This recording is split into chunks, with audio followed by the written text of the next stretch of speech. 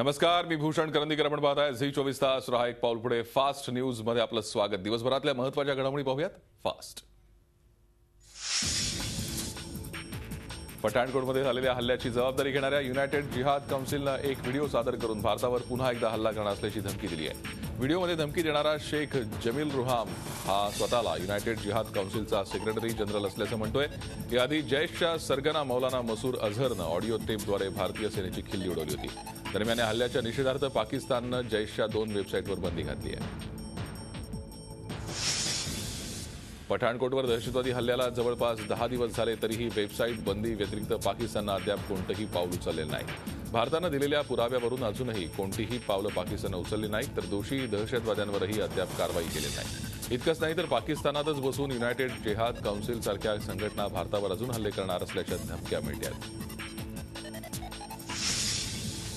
दर्द नहीं देंगे तब तक हमले कम नहीं होंगे हा सूचक इशारा आहे भारताच्या शत्रूंना. संरक्षण मंत्री मनोहर पर्रिकर यांच्या मते देशासाठी बलिदान देण्याइतकं आपल्या शत्रूला नेस्तनाबूत करणं महत्त्वाचं आहे आणि तेच आपल्या सैनिकांचे ध्येय असायला हवं. पठाणकोट हल्ल्यानंतर दिल्लीत संरक्षण खात्याला लागणाऱ्या भारतीय बनावटीच्या शस्त्रनिर्मिती कंपन्यांसाठी आयोजित कार्यक्रमात संरक्षण मंत्री बोलत होते. याआधी पर्रिकरांनी छुप्या हल्ल्यांसंदर्भात असंच विधान करून खळबळ उडून दिली होती.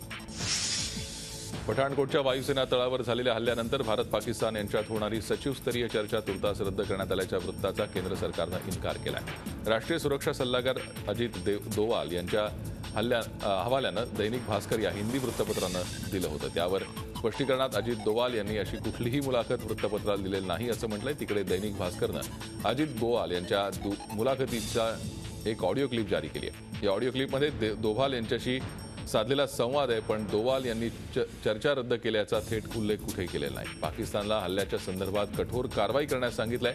जोपर्यंत कारवाई होत नाही तोवर चर्चा स्थगित राहील असं डोवाल यांनी सांगितलं आहे. मुफ्ती मोहम्मद सईद यांच्या निधनानंतर जम्मू काश्मीरमध्ये त्यांची मुलगी मेहबूबा मुफ्ती सीएम पदाची शपथ घेण्याच्या निर्णयाबाबत अजून गुप्तता पाळली जाते. रविवारी सोनिया गांधींनी श्रीनगरमध्ये येऊन मेहबूबांची भेट घेतली. तसंच नितीन गडकरी यांनीही मेहबूबांची भेट घेतली. या भेटीमुळेच सीएम पदाच्या या शपथेवरचं रहस्याचं गूढ आणखीन वाढलं आहे. राम मंदिराच्या मुद्द्यावरून भाजप नेते सुब्रमण्यम स्वामी यांनी पुन्हा एकदा वादग्रस्त विधान केलंय. स्वामींनी देशातील मुस्लिम बांधवांना ऑफर दिली आहे. यात स्वामींनी मुस्लिम बांधवांना म्हटलंय की आपल्याला हवं तर हिंदूंबरोबर 3 मंदिरांच्या बदल्यात 40,000 मशिदींचा व्यवहार आपण करू शकतो.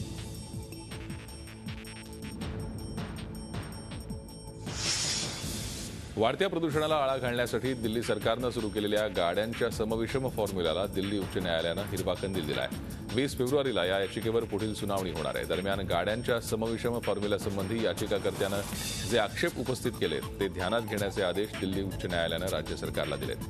15 जानेवारीपर्यंत हे नियम कायम असतील असं मत न्यायालयानं व्यक्त केलं आहे.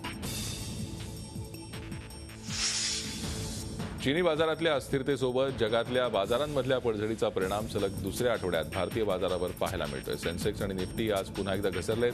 सकाळी बाजार उघडताच सेन्सेक्स आणि निफ्टी दोन्ही निर्देशांकात 1% अधिक घसरण झाली. जुलै 2015 नंतर निफ्टीनं प्रथमच 7,500च्या खाली आपटी खाल्ली, तर सेन्सेक्समध्येही 2 जून 2014 नंतर प्रथमच आजचा स्तर गाठला. निफ्टी आणि सेन्सेक्स या दोन्ही निर्देशांकातल्या सगळ्या प्रमुख कंपन्यांच्या शेअर्समध्ये मोठ्या प्रमाणात घसरण झाली आहे. चीनमध्ये आजही घसरण कायम असल्यानं सगळ्याच आशियाई बाजारात कमी अधिक प्रमाणात ही स्थिती आहे.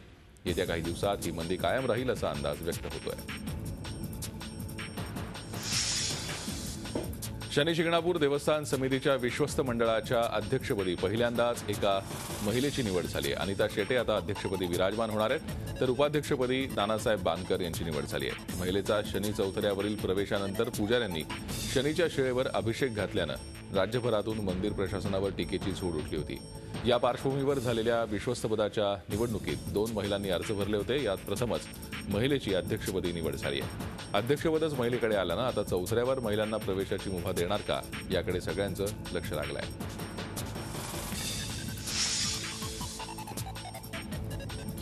नांदेड जिल्ह्यात नव्यानं झालेल्या नायगाव आणि हिमायतनगर दोन्ही नगरपंचायतींवर काँग्रेसचं स्पष्ट बहुमत मिळालंय. नायगावमध्ये काँग्रेसला 17 पैकी 13 तर हिमायतनगरमध्ये 17 पैकी 10 जागा मिळाल्यात.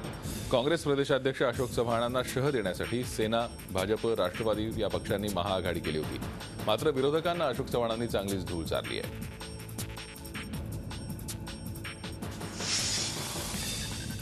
मुंबई महापालिकेच्या वॉर्ड क्रमांक 147 मध्ये शिवसेनेचे अनिल पाटणकर निवडून आलेत. काँग्रेसच्या उमेदवारावर तब्बल 6,000हून जास्त मतांची आघाडी घेतली आहे. त्यामुळे आता पालिका निवडणुकीला जेमतेम वर्ष उरलेलं असताना अनिल पाटणकर यांच्या गळ्यात नगरसेवक पदाची माळ पडली आहे.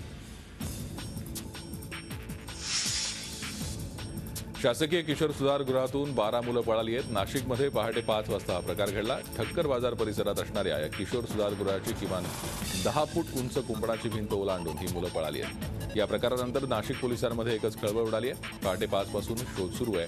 पोलिसांना मात्र अजून त्यांना पकडण्यात यश आलेलं नाही. दरम्यान या सुधारगृहात शक्ती मिल बलात्कार प्रकरणातल्या दोघांनाही ठेवण्यात आलंय. पळून गेलेल्या आरोपींमध्ये एक तरुण मुंबईचा, 8 पुण्याचे आणि 3 साताऱ्याचे आहेत.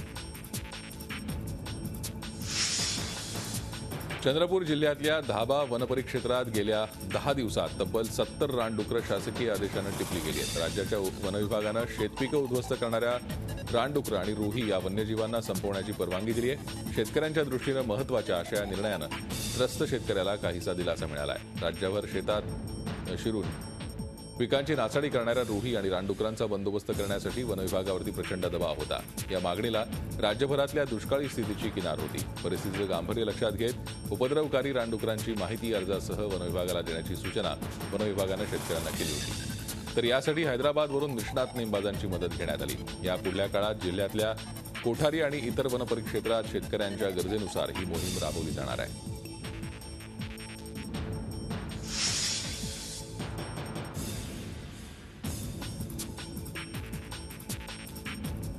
तुळजापूरच्या तुळजाभवानी मातेच्या मंचकी निद्रेस प्रारंभ झालाय. शाकंभरी नवरात्र महोत्सवाच्या घटस्थापनेपर्यंत ही निद्रा सुरू असणार आहे. पौष प्रतिपदा ते सप्तमीपर्यंत चालणाऱ्या तुळजाभवानी देवीच्या या मंचकी निद्रेस मोहनिद्रा असं म्हणतात. यासाठी काल रात्रीच्या धार्मिक विधीनंतर तुळजाभवानीची चलमूर्ती सिंहासनावरून काढून मंदिराच्या शेजगृहातील चांदीच्या पलंगावर झोपवण्यात आली. देवीच्या 3 प्रमुख निद्रा आहेत. एक मोहनिद्रा, भोगनिद्रा आणि श्रमनिद्रा. ही मूर्ती चलप्रतिष्ठित आहे. आता पौष महिन्यात मोहनिद्रा असते. साधारण 5 ते 6 दिवस ही तुळजाभवानीची मोहनिद्रा असते. त्यामुळे 17 जानेवारीपर्यंत तुळजाभवानी मातेची निद्रा सुरू राहणार आहे.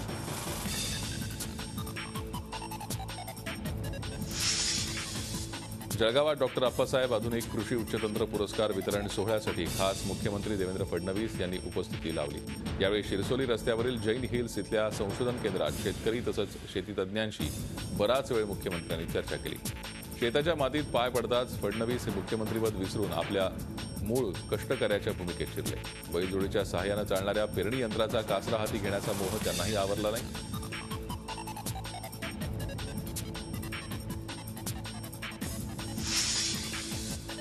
धनगर समाजाच्या आरक्षणाबाबत जुन्या सरकारनं खोडी करून ठेवली आहे. त्यामुळेच आरक्षणाचा निर्णय घ्यायला विलंब होत असल्याचं स्पष्टीकरण मुख्यमंत्री देवेंद्र फडणवीस यांनी नांदेडमध्ये दिलं.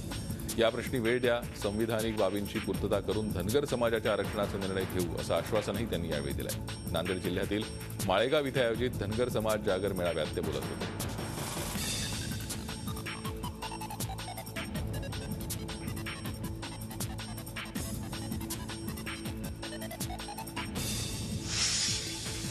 तोंडावर येऊन ठेवलेल्या मकर संक्रांतीचे वेध सगळ्यांनाच लागलेत. या सणाच्या निमित्तानं पतंग, मांजा, फिरकी खरेदीसाठी लहानग्यांसह तरुणाईची सुद्धा लगबग सुरू आहे. विविध आकार आणि प्रकारातले पतंग बाजारात उपलब्ध आहेत. शिवाय सामाजिक उपक्रमांची माहिती देणारे पतंगही बाजारात दाखल झाले. मात्र दुष्काळाचा फटका पतंग विक्रीलाही बसल्याचं विक्रेते म्हणतात.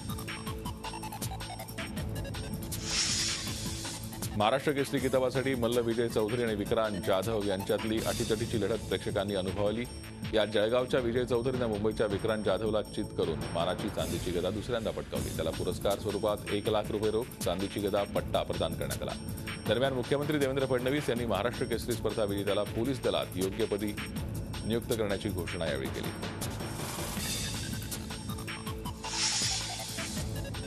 पंडित सी.आर. व्यास यांच्या 14व्या पुण्यतिथीनिमित्त 2 दिवसीय सी.आर. व्यास वंदना कार्यक्रम मुंबईत संपन्न झाला. मुंबईच्या स्वातंत्र्यवीर सावरकर सभागृहात प्रसिद्ध संतूरवादक सतीश व्यास यांचा संतूरवादनाचा कार्यक्रम झाला. तर पंडित जसराज यांच्या शास्त्रीय संगीताचाही कार्यक्रम झाला.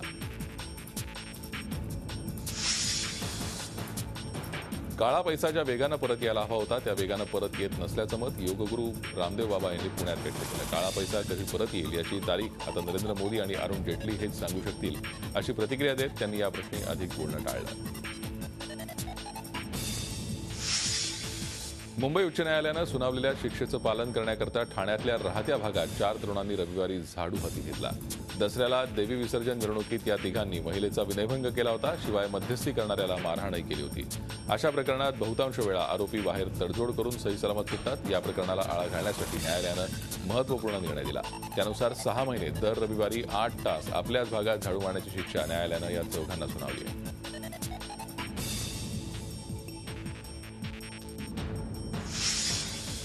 भिवंडी तालुक्यातील वाडा रोडवरील कवाड नजीकच्या कोलिवली गावात भरधाव कारनं उडवलेल्या 1.5 वर्षाच्या देवानंद पाटील या चिमुकल्याच्या मृत्यूनंतर कुटुंबियांनी दिलेल्या तक्रारीवरून कार चालक विश्वनाथ पाटील याच्यावरती खुनाचा गुन्हा दाखल करण्यात आला आहे. मागील 15 वर्षांपासून 2 शेजारी कुटुंबांमध्ये सांडपाणी आपल्या दारात येण्यावरून वाद होता. दोघांच्या नातेवाईकांनी मध्यस्थी सुद्धा केली, मात्र त्यानंतरही कुरबुरी सुरूच होत्या.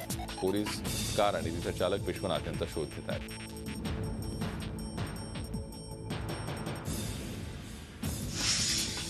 कल्याणच्या शिवाजी चौक रस्ता रुंदीकरणाविरोधात रविवारी व्यापारी आक्रमक झाले. व्यापाऱ्यांनी फेरीवाल्यांविरोधात रास्ता रोको केला. दुकानं हटवताना फेरीवाल्यांवर महापालिका मेहरबान असल्याचा व्यापाऱ्यांनी आरोप केला आहे. फेरीवाले दहशत माजवत असल्याचाही व्यापाऱ्यांचा आरोप आहे. फेरीवाल्यांनी मारहाण केल्याचा आरोप करत व्यापारी रस्त्यावर उतरले. मात्र व्यापारी महापालिकेवर दबाव आणत असल्याचा नागरिकांचा आरोप आहे. व्यापाऱ्यांनी रेल्वे स्थानक परिसरात रास्ता रोको केला.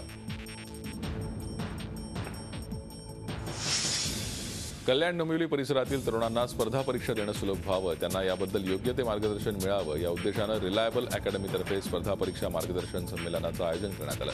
यावेळी स्पर्धा परीक्षांमध्ये घवघवीत यश संपादित केलेली आणि सध्या राज्य आणि केंद्र शासनाच्या विविध पदांवर कार्यरत असणाऱ्या माननीय व्यक्तींना या तरुणांना मार्गदर्शन करण्यासाठी रिलायबलतर्फे आमंत्रित करण्यात आलं. यंदा या संमेलनाचं 3रं वर्ष असून हे संमेलन कल्याणच्या नवरंग सभागृहात आयोजित करण्यात आलं. यावेळी तरुणांनी आणि विद्यार्थ्यांनी मोठ्या प्रमाणात गर्दी केली होती.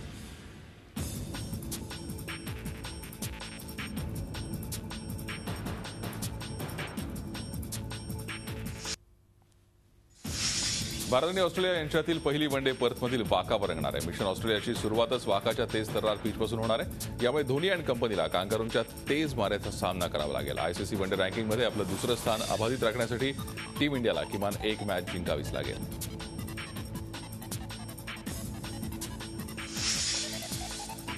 गुडघ्याच्या दुखापतीतून सावरणाऱ्या मोहम्मद शमी ऑस्ट्रेलिया दौऱ्यात कमबॅक करण्यासाठी सज्ज असलेल्या मोहम्मद शमीला पुन्हा एकदा दुखापतीने ग्रासलंय. कांगारू दौऱ्यात दुखापतीमुळे त्याला माघार घ्यावी लागली.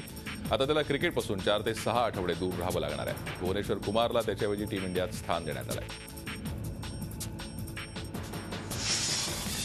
टी-20 क्रिकेटची लोकप्रियता पाहता टेस्ट क्रिकेट लुप्त होण्याची शक्यता निर्माण झाल्याचं मत फिका अर्थातच फेडरेशन ऑफ इंटरनॅशनल क्रिकेट असोसिएशनचे मुख्य कार्यकारी अधिकारी टोनी आयरिश यांनी व्यक्त केलंय.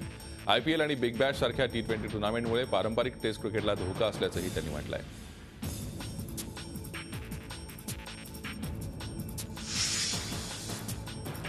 स्वित्झर्लंडच्या स्टॅनिस्लास वावरिंकानं चेन्नई ओपनवर पुन्हा एकदा आपलं नाव कोरलं. त्यानं फायनलमध्ये अवघ्या 26 मिनिटात बोर्ना कोरिकाचा धुव्वा उडवला. वावरिंकानं ही लढत 6-3, 7-5 आरामात जिंकत आपण चेन्नई ओपनचे किंग असल्याचं पुन्हा एकदा दाखवून दिलं. दबंगल सोनाक्षी सिन्हा असणारे Haseena the queen of Mumbai अंडरवर्ल्डमधील कुख्यात गुंड दाऊद इब्राहिमवर आतापर्यंत अनेक फिल्म्स आल्या आहेत. आता दाऊदच्या बहिणीवर एका स्वतंत्र फिल्मची जुळवाजुळव सुरू असल्याचं कळत आहे. Hasina the queen of Mumbai असं या फिल्मचं नाव आहे. यात हसीनाच्या भूमिकेत सोनाक्षी सिन्हाची निवड करण्यात आली आहे.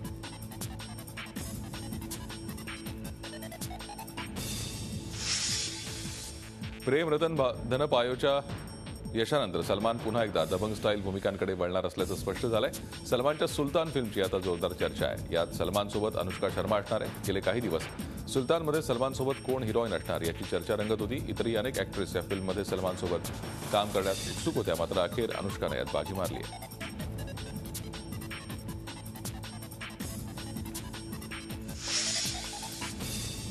बॉलिवूडच्या बाजीराव आणि मस्तानीमध्ये परस्पर विरोधी सूर येऊ लागले. दीपिका पदुकोण 2016 या वर्षात आपण हॉलिवूडच्या फिल्मवर संपूर्ण लक्ष केंद्रित करणार असल्याचं म्हटलंय. हॉलिवूड स्टार डीजे कुरोसो याच्यासोबत दीपिका एका हॉलिवूडपटात झळकणार आहे. याबाबत दोघांचा एकत्रित फोटोही सोशल मीडियावरती झळकला होता. यावर रणवीर सिंगची प्रतिक्रिया मात्र काहीशी वेगळी आहे. दीपिकानं हॉलिवूड फिल्ममध्ये काम करणार असल्याची कुठेही प्रतिक्रिया दिलेली नाही. त्यामुळे तिचा याबाबतचा निर्णय अद्याप कोणीही गृहीत धरू नये असं रणवीरनं म्हटलंय. एकूणच दीपिकाच्या हॉलिवूड एंट्रीबाबत रणवीर आणि दीपिका या दोघांमध्ये अजून एकमत नसल्याचं स्पष्ट दिसतंय. पुणे आंतरराष्ट्रीय फिल्म फेस्टिव्हलला 14 जानेवारीपासून सुरुवात होतीये. यंदाच्या पुणे फिल्म फेस्टिव्हलमध्ये नागराज मंजुळे दिग्दर्शित सैराट, महेश मांजरेकर दिग्दर्शित नटसम्राट, उमेश कुलकर्णी दिग्दर्शित हायवे, रिंगण, हलाल, रंगा पतंगा आणि कौल अशा वेगवेगळ्या जॉनरच्या फिल्म पाहायला मिळणार आहेत.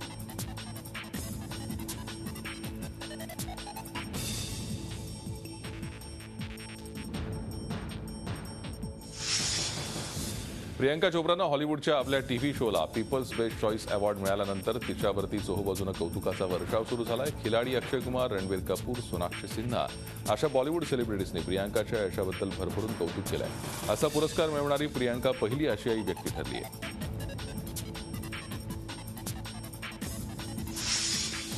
प्रकाश झा आणि प्रियांका चोप्रा यांच्या अभिनयाची जुगलबंदी असलेला जय गंगाजल हा सिनेमा लवकरच पडद्यावर येतोय. मात्र पडद्यावर येण्यापूर्वी यातल्या काही संवादांना सेन्सॉरनं कात्री लावली आहे. काही डायलॉग्समध्ये शिव्या असल्याचं सांगत सेन्सॉरनं हे आक्षेपार्ह शब्द काढून टाकण्यास सांगितलंय. प्रकाश झा यांनी मात्र सेन्सॉरच्या या भूमिकेवर नाराजी व्यक्त केली आहे.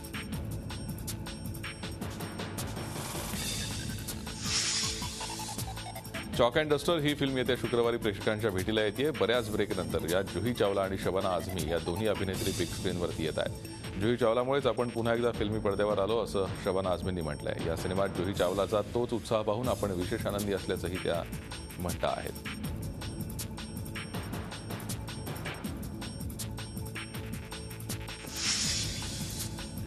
अभिनेता अनुपम खेर बनलेत सोशल मीडियावरील लोकप्रिय सेलिब्रिटी. अनुपम खेर यांचे सोशल साईटवर तब्बल 60 लाखाहून अधिक फॉलोअर्स झालेत. सेलिब्रिटींमध्ये सोशल मीडियाची क्रेज दिवसेंदिवस वाढतीये. तर सेलिब्रिटींच्या प्रत्येक कृतीकडे सर्वसामान्य चाहत्यांचंही तितकंच लक्ष असतं. वेगवेगळे चित्रपट, वेगवेगळे टीव्ही शो यामधून अनुपम खेर सोशल साईटद्वारे चाहत्यांशी नेहमीच कनेक्ट असतात. म्हणूनच त्यांच्या चाहत्यांची संख्या दिवसेंदिवस वाढतीये. अतुल्य भारतच्या ब्रँड अँबॅसेडर पदापासून आमिर खानला मुक्त केल्यानंतर आता आणखी एक ब्रँड अँबॅसेडर पद गमावण्याची वेळ त्याच्यावरती आली आहे. भारत सरकारच्या रस्ते सुरक्षा अभियानाचा आमिर ब्रँड अँबॅसेडर आहे. गेल्याच वर्षी ही नियुक्ती करण्यात आली होती. मात्र वादग्रस्त वक्तव्यामुळे आमिरला या पदावरूनही मुक्त करण्यात आल्याची चर्चा आहे. झी 24 तास रहा एक पाऊल पुढे.